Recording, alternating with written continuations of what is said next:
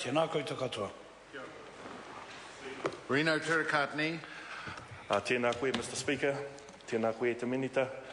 Tēnā koutou ngā me mō te whare. Kia koutou Ngati Whatua Kaipara. Nau mai hara mai ki te whare para ma te takatū nei. Piti hono tātai hono rātou te hunga mate ki a rātou. Piti hono tātai hono tātou te hunga ki a tātou. Tēnā koutou, tēnā tātou katoa. Mr. Speaker, I'm pleased to rise and speak in support of the Ngati Whatua Kaipara Claims Settlement Bill at the second reading. I regret, sir, I'm really enjoying my time on the Māori Affairs Select Committee, and it was unfortunate that I wasn't able to participate in the Select Committee when it travelled up to listen to hear this bill up at Kaipara. But it is always, I'm very pleased to awhi this bill at this second reading stage, and as always I like to take a bit of a different tack when I have my speeches on these treaty bills, and I'd like to stand today and really acknowledge the great visionary chief, Paura Tūhaere of Ngati Whatua o Kaipara, because it was really remarkable, and as we go into these bills, the wonderful history and the works, the great works of these great chiefs come through. And so if we look at Paura Tūhaere, it is surely one of the great enticements ever. He convinced the Queen's representative to move the capital of the colony from the Bay of Islands to the Upper Waitemata Harbour of what was to become Auckland City. Tūhaere was the chief of the Ngati Whatua tribe of the southern Kaipara Harbour, and their rohe extended down to Muriwai and across to Helensville and back up to the Kaipara. His invitation to Governor Hobson must surely have raised the ire of his more senior and famous uncles from Ngāpuhi, but the gift of a couple of 100,000 acres was obviously worth it to have the Pākehā settlers build a new city founded purely around commerce and the administration of the colony. So the idea was simple: bring the Pākehā settlers to the Waitemata Harbour and benefit from the inevitable trade. Hongi Hika in the north and Te Rauparaha in the south had benefited with the Pākehā contact. So tribes who had contact with Pākehā always benefited with the pickup of new technologies and customs. Paura Tūhaere was a chief with foresight. And for a couple of years, Ngati Whatua o Kaipara did benefit from being close to the Pākehā. This did not transpire, unfortunately, but only for a while. What actually happened is one of the more saddest stories in this current crop of settlement bills. And as we've heard in previous speeches at the first reading and surely what will to come, some terrible things happened to Ngati Whatua o Kaipara.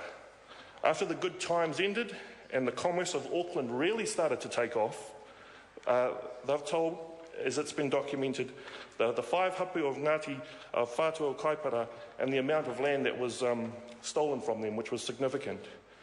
Personally, Mr. Speaker, this bill has thrown a light, as I've mentioned at the start, on just what a true and loyal Māori and a true New Zealander Paura Tūhaere was. He seems to have been a person of real sound judgment and common sense. Pākehā coming from overseas, that was inevitable. And as nephew to the paramount leader Apihai Te Kāwau of Orake, Tūhaere and his people were in a good position to benefit. Paura was Christian and learned to read and write well before Auckland was founded. He was a capable administrator. He held several municipal positions. In all huis and dealings with Pākehā Auckland, he believed the best way forward for everyone to benefit was by following the treaty. He soon came to understand that if Māori were to have an equal say in their own land, they should have political representation. And indeed, he was really at the beginning of Māori political awareness and consciousness. And so he's the man, actually, I think all of us Māori electorate MPs should give thanks for, because it was through his efforts that there came the formation of the Māori electorates. And so I give personal thanks for his efforts that I represent Te Tai Tonga today. Sir, later on, and I can elaborate further, but on early huis at Kohi Marama and the dealings with Governor Gore Brown and all of those early hui, a very significant hui. But I might hold those over for the third reading, sir. But I do want to acknowledge Tu Haere for that wonderful saying that if there are to be 50 Pākehā seats in terms of the House of Representatives, let there be 50 Māori. And again, I just acknowledge the tremendous foresight and contribution that that wonderful chief made into our constitution as a country. He knew the meaning of fair and equal, and when he found out that some of his more notable Pākehā acquaintances would never give Māori equal representation, he hosted his own Māori parliamentary movement at Ōrākei, and later joined forces with the Te Kotahitanga movement, of which he became a fervent supporter and follower of. So, Mr. Speaker, as is documented in these bills, Auckland really was based on a lot of thievery of land to establish Auckland, and so that is, and Pāora Tu Haere really was the genesis of the Māori seats that we have today. And it's interesting that some 160 plus years later, we're doing a Māori option now, which might determine whether we get from 7 to maybe an 8 seat, which would be great. But yeah, sometimes we've moved a long way and other times it's been quite slow. But I think it's something for us to reflect on in terms of his contribution as the great chief of Ngati Whatua or Kaipara. And so I really just wanted to acknowledge his contribution, and I know that a lot of his early efforts and all of the subsequent work that has been conducted by Ngati Whatua or Kaipara has led through to what we have here today at the second reading of this bill, and we do support the bill.